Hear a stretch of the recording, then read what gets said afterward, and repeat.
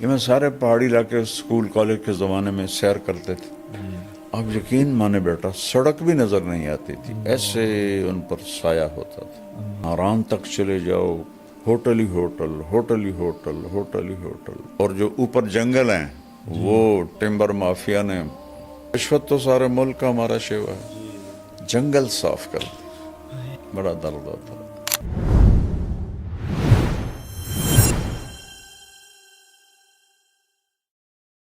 کہہ رہے مولانا صاحب آپ کے بہت چاہنے والے ہیں، پاکستان میں ہزاروں مساجد ہیں، بلکہ اگر لاکھوں بھی کہا جائے تو مبالغہ نہیں ہوگا.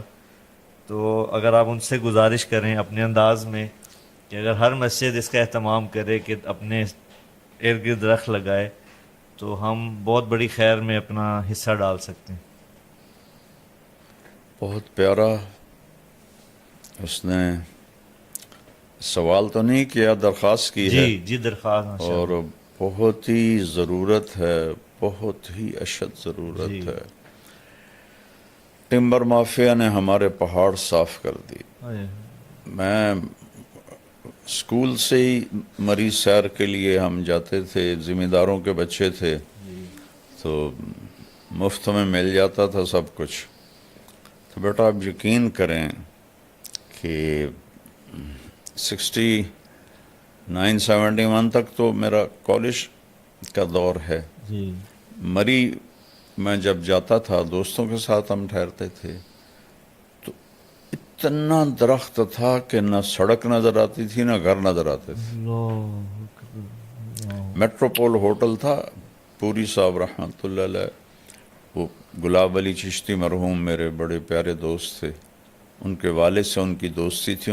تو وہ اس کے فلیٹس تھے، اب تو وہ ہوٹل بن گئے. جی وہ صرف فیملیز کو دیتے تھے. صحیح. تو ہم چھڑوں کو وہ اس لیے دے دیتے تھے کہ گلاب علی پھر غلام علی کا بیٹا تھا، تو وہ ہم اس میں رہتے تھے مہینہ مہینہ. تو اب یقین مانے بیٹا میں اس کے وہ ایک جگہ تھی وہاں بیٹھتا تھا تو مجھے مری نظر نہیں آتا تھا، اللہ. اتنے درخت. اور اب ننگا ہوا پڑا ہے سارا. تو پیسے کی ہوس نے اپنے ہی ملک کا دشمن بنا ہائے دی. اللہ. درخت تو اللہ کی نعمت ہے. پہلے گھروں میں لگانا شروع کریں، جو کرا نا مسجد میں، جی پہلے گھروں میں لگائیں. بے شک. ایک بات بتاتا ہوں، مولانا درخواستی صاحب رحمۃ اللہ علیہ آئے تھے ہمارے گاؤں، بہت پرانے، میں اس وقت 8ویں 9ویں میں پڑھتا تھا. جی تو میں ان کو کوئی 15 سال بعد ملا. جی بہاولپور میں بیمار تھے. میں نے کہا جی آپ ہمارے گاؤں آئے تھے. ان کا ایسا حافظہ تھا، ہاں پہچانتا ہوں آپ کے گاؤں میں درخت بہت زیادہ تھے اور آپ نے ہمیں مرچوں والا سالن کھلایا تھا. ہمارے بڑوں نے تو گاؤں کو ایسے کر دیا تھا کہ رئیس آباد نظر نہیں آتا تھا.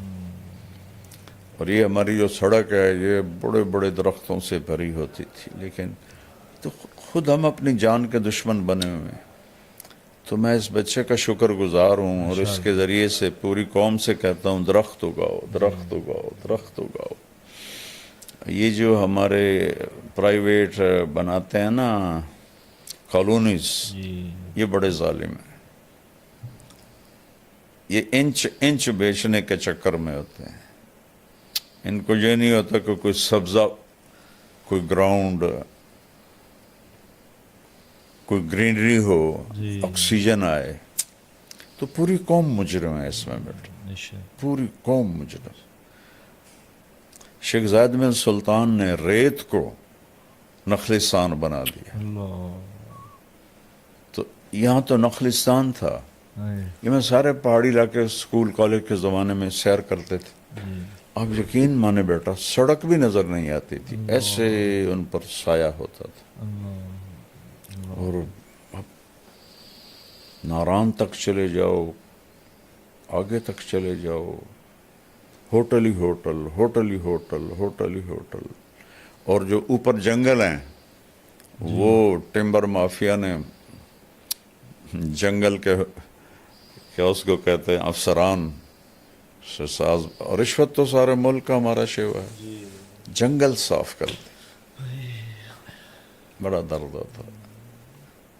زہر بھائی آپ کا شکریہ، آپ کی بڑی اچھی سجیشن تھی. بے شک اس میں ملک کا، قوم کا فائدہ ہے. مولانا صاحب میری امی بہت تانے دیتی ہیں، بہت زیادہ روک ٹوک کرتی ہیں، دوسروں کے سامنے برا بھلا کہتی ہیں. کبھی کبھی تنگ آ کے میں ان کے آگے بھی بول پڑتی ہوں اور بدتمیزی بھی ہو جاتی ہے. پھر وہ مجھے بددعائیں دیتی ہیں کہ تیری نماز قبول نہیں ہوگی، تیری عبادت قبول نہیں ہوگی. تو پلیز آپ مجھے گائیڈ کریں کہ مجھے کیا کرنا چاہیے. اور ساتھ یہ بھی لکھا انہوں نے کہ امی آپ کے بہت بیان سنتی ہیں. تو یہ بابا ایک کامن مسئلہ ہے. ماں کی شفقت بھی، ماں کی محبت بھی بہت زیادہ ہوتی ہے، لیکن عام طور پہ گھروں میں دیکھا جاتا ہے کہ تان و تشنیع بھی بہت زیادہ ہوگی یہ ماؤں کی. بسم اللہ الرحمن الرحیم والصلاة والسلام علی رسولہ الکریم وعلی آلہ وصحبہ اجمعین. پہلے تو میں ان کی والدہ کو نصیحت کروں گا کہ اللہ کے نبی کا فرمان ہے اکرموا اولادکم، اپنی اولاد کو عزت دو. اللہ. تو والدین سمجھتے ہیں کہ اولاد ہماری پراپرٹی ہے، ہم جیسا چاہیں کریں، جو چاہیں کہیں، تو یہ ہمارا حق ہے. لیکن شریعت نے اولاد کا حق بھی رکھا ہے اور ماں باپ کا حق بھی رکھا ہے. تو پہلے تو والدین سے کہتا ہوں کہ اپنی اولاد کو عزت دیں. یہ طعنہ دینا یہ بچوں کو مار دیتا ہے، اور آپ اپنے ہاتھوں سے اپنی اولاد کے دل سے اپنی محبت کے چراغ بجھا دیتے ہیں، اور وہ بجھے ہوئے چراغ پھر نہیں جلتا، ظاہرداری رہ جاتی ہے، اندر کی محبت ختم ہو جاتی ہے. چونکہ جو میں کہا کرتا ہوں کہ دنیا ساتوں سمندر کی کڑواہٹ سے زیادہ کڑوا ہے ایک زبان کا کڑوا بول. پوری دنیا کی شہد کٹھے کروں تو ان کے مٹھاس سے زیادہ میٹھا ہے زبان کا ایک میٹھا بول. اللہ. وہ میں سناتا بھی رہتا ہوں. میں گزر رہا تھا ایک جگہ سے، تو بس کے پیچھے تو فضول لکھے ہوتے ہیں، جی جی. لیکن ایک بس کے پیچھے لکھا ہوا تھا موٹا سارا دل برائے فروخت. ایسے دل آگے برائے فروخت، دل کے نیچے لکھا تھا قیمت، اور برائے فروخت کے نیچے لکھا تھا ایک میٹھا بول. سبحان اللہ. تو یہ میٹھے بول میں جادو ہے. یہ ایک اردو کا محاورہ بھی ہے، جی. اور یہ حدیث سے لیا گیا ہے. ان من البیان لسحرا، کچھ گفتگو ایسی ہوتی ہے جو لوگوں پہ جادو کر دیتی ہے، صرف اپنے مٹھاس کی وجہ سے، اپنے میٹھے بول کی وجہ سے. تو طعنہ تو کبھی دینا ہی نہ چاہیے. میاں بیوی بھی آپس میں ایک دوسرے کو کوئی گلہ شکوہ ہے محبت سے بات کریں، طعنہ نہ دیں، طنز نہ کریں. اور خاص طور پر چونکہ ہماری معاشرت ہندی ہے، ہندوستانی معاشرت ہے، اسلامی نہیں ہے، تو اکثر نوجوان بیویوں کو اس کے ماں باپ کے طعنے دیتے ہیں، بیوی کے ماں باپ کو برا بھلا کہتے ہیں، وہ بیچاری کٹ کے رہ جاتی ہے. بعضی لڑکیاں بھی بہت غلط زبان کی ہوتی ہیں، وہ بھی بہت نقصان پہنچاتی ہیں اپنے آپ کو بھی اور اپنے گھر کو بھی. تو اکرموا اولادکم، اپنی اولاد کو عزت دو. حضرت فاطمہ رضی اللہ تعالیٰ عنہ علیہ الصلاۃ والسلام، ان کا گھر اور اللہ کے نبی کا گھر ساتھ ساتھ تھا، تو اکثر آنا ہوتا تھا. جب بھی حضرت فاطمہ علیہ السلام سبحان خالی دستک دیتی تھی نا، تو آپ کہتے تھے یہ تو فاطمہ کی دستک، اللہ، تو فاطمہ کی دستک.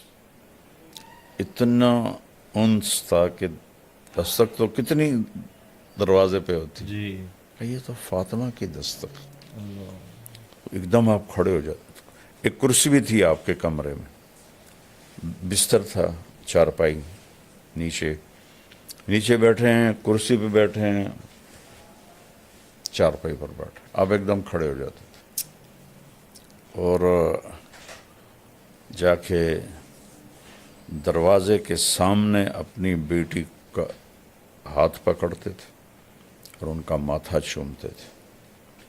پھر ہاتھ چھوڑتے نہیں تھے، ہاتھ پکڑے پکڑے آ کر پہلے بیٹی کو بٹھاتے تھے، پھر خود بیٹھتے تھے. تو ماؤں کو تو میں یہ کہتا ہوں، ایک دفعہ ایک لڑکے سے میں نے پوچھا، جاننے والا تھا، کہ یار تمہاری ماں تو بڑی نیک ہے اور بڑے وہ مصلے پر ہی بیٹھی ہوتی ہے، تو تم اپنی ماں سے دور دور کیوں رہتے ہو؟ کہا جی تانے بہت دیتی ہے. تو عبادت سے دل نہیں جڑتے، محبت سے دل جڑتے. تو بچی کو کہتا ہوں کہ صبر کر لے، کہ لا تقل لہما اف، ان کی زیادتی کو بھی برداشت کر لے تو اللہ مقدر سنوار دے گا، عزتیں بڑھا دے گا. اور میں پھر دوبارہ ماں سے کہتا ہوں، باپ سے کہتا ہوں، کبھی سب کے سامنے اولاد کو نہیں ڈانٹنا چاہیے، کبھی بھی نہیں ڈانٹنا چاہیے. آپس میں بھی کوئی جھگڑا ہو تو اولاد کے سامنے نہ کریں. مجھے واقعہ یاد آ گیا، ملتان سے ایک بچہ میرے پاس آیا، اب تو ماشاءاللہ وہ ڈاکٹر بن گیا ہے. اس نے پنجاب میں ٹاپ کیا تھا FSC میں. تو مجھ سے کہنے لگا، مولانا میں 2 دفعہ خودکشی کی کوشش کر چکا ہوں، اللہ نے بچا لی.